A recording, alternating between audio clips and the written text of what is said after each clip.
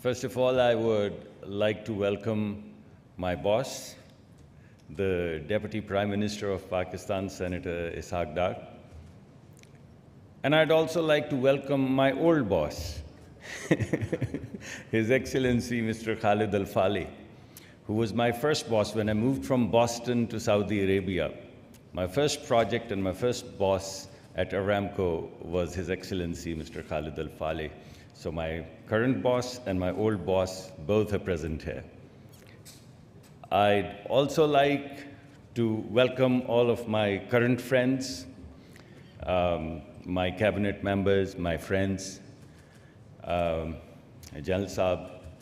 I'd also like to welcome my new friends, particularly His Excellency Mr. Ibrahim Al-Mubarak. Thank you very much, the entire delegation, for visiting Pakistan. I have worked with many of you in the past in Saudi Arabia, so it's wonderful to see you again in Pakistan. When I used to go there, I used to feel that's my second home. Now that you're here, I'd like to welcome you to your second home. There is no doubt that we've had historical ties. Saudi Arabia is one country which has been Pakistan's ally forever. No matter how you cut it, you look at it economically, Saudi Arabia has been there. You look at strategically, Pakistan and Saudi Arabia have both held their hands. You look at it socially, our countries don't go as far back as our cultural ties. It spans over 1400 years. Nothing goes deeper. So, if Pakistan was to pick one ally, who would it be? One. It would be Saudi Arabia, the kingdom. And that's that. And that about says it all. We historically have had these ties in traditional areas. We've had formidable friendship. Now we will like to transition from formidable friendship to a journey of growth and development and become partners. We historically have been thinking about safety, and nothing is more precious to a Muslim and to Pakistanis than our two holy mosques. And every Pakistani, all 240 million of them, would shed their blood in us without thinking, without blinking, for the safety of the two holy mosques. But now we will like to define this in terms of security 360, in terms of food security, in terms of economic security, in terms of energy security. So we want to make this transition. We've been exchanging, trading forever in our domestic markets. But there's a big revolution brewing outside globally, and we'd like to plug jointly into now these global value chains. And so far, we've been producing a lot of commodities, and Saudi Arabia has a lot of exposure to the oil economy. But out there is an industrial 4.0 revolution going on, for which both countries are ready. And we'd like to join our hands and move from where we are to this new destination. And ladies and gentlemen, what all I have said, it ties in very neatly with the grand vision of His Royal Highness, the Crown Prince. Seamlessly ties into it. If you look at the kingdom's vision, what do you see? You see growth. And when you look at Pakistani economic vision, what do you see? You see exports. So growth in Saudi Arabia, exports from Pakistan, they tie together. That's our journey. What else do you see? You see resource-intensive clusters and energy-intensive clusters in Saudi Arabia. And what do you see in Pakistan? Employment-intensive cultures. What do you see inside Saudi Arabia? Our drive towards innovation, our drive towards diversification, our drive towards new technologies, new business models. And what do you see in Pakistan? A big thrust towards productivity. Everything that we are doing in Pakistan is about productivity. So when you put these things together, you see a natural synergy We want remittances, you want indigenization, you want technologies. We have a lot of people, we have a lot of technology, we have a lot of engineering schools. It's all going to come together.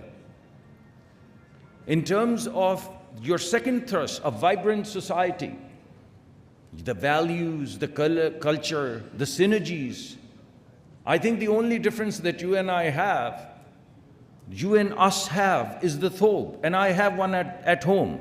I was just telling His Excellency. So there you go. So behind the thobe, we are the same people culturally.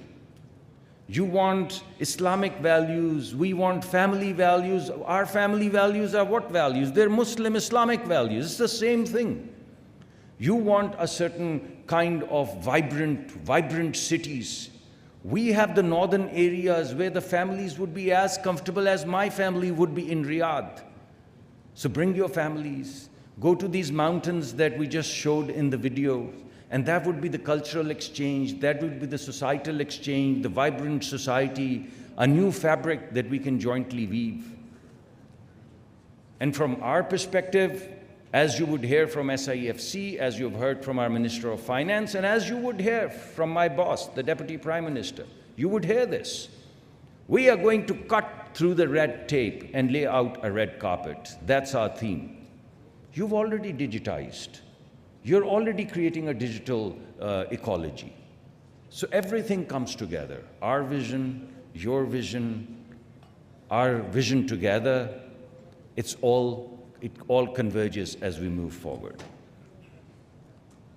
We have a very clear strategy to do this, and I'd lay this out for you very quickly.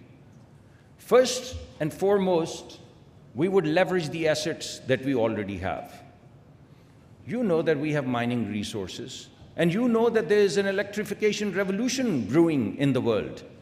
And the backbone of this electrification revolution is going to be copper. And we're probably the 6th or 7th richest country in terms of copper. And there's no electrification revolution without copper. And you have the biggest clusters of smelting in Saudi Arabia.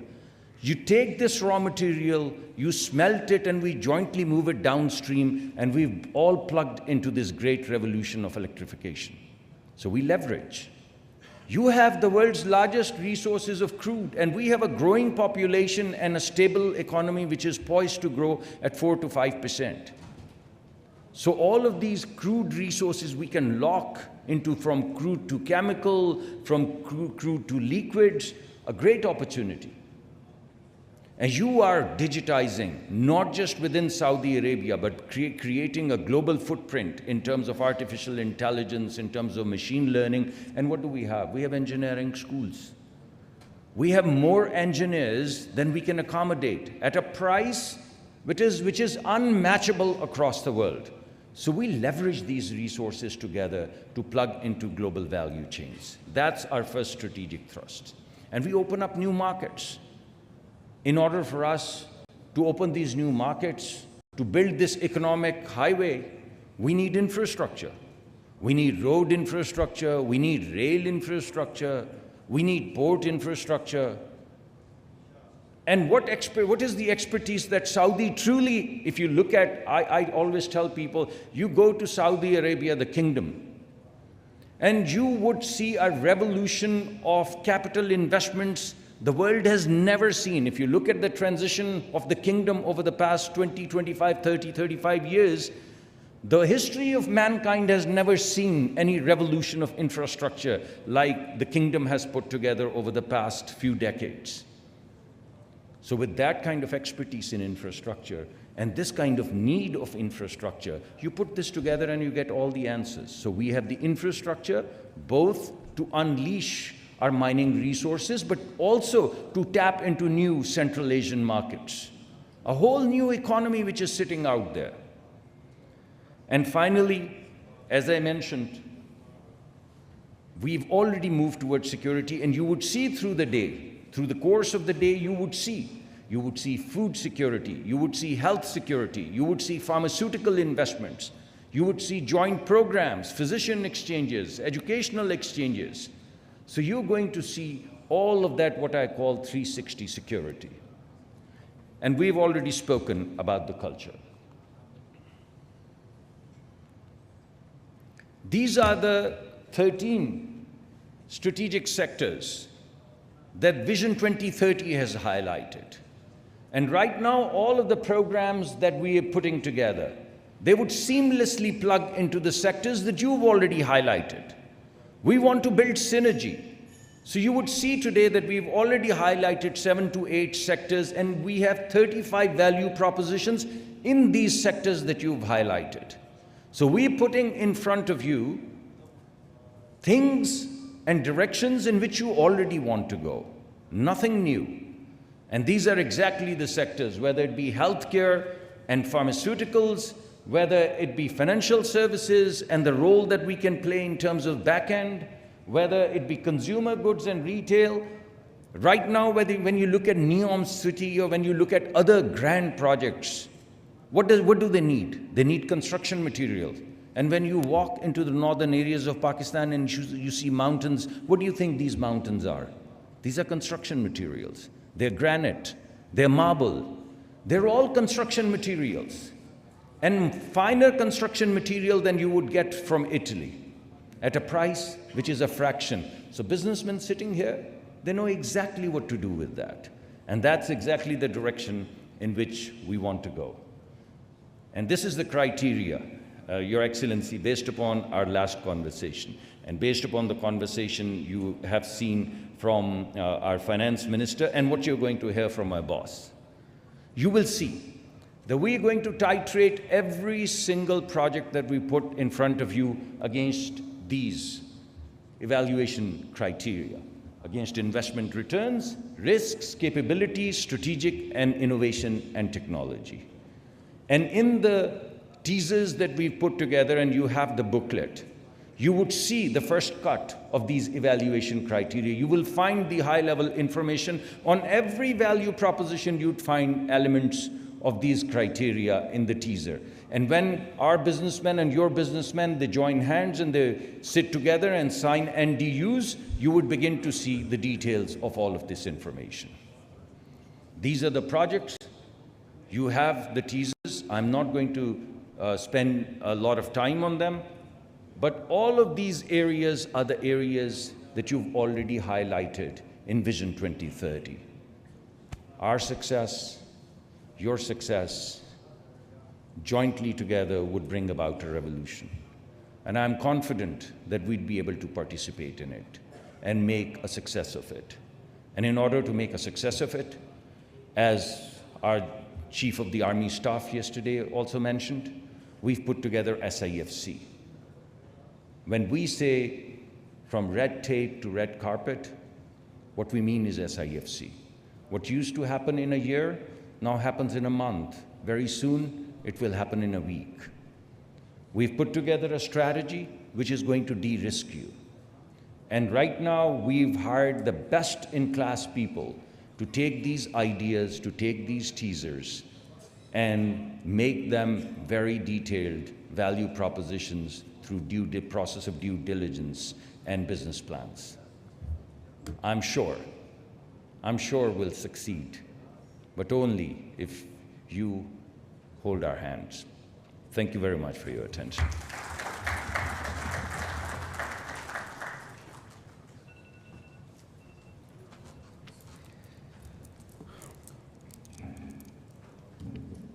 Thank you.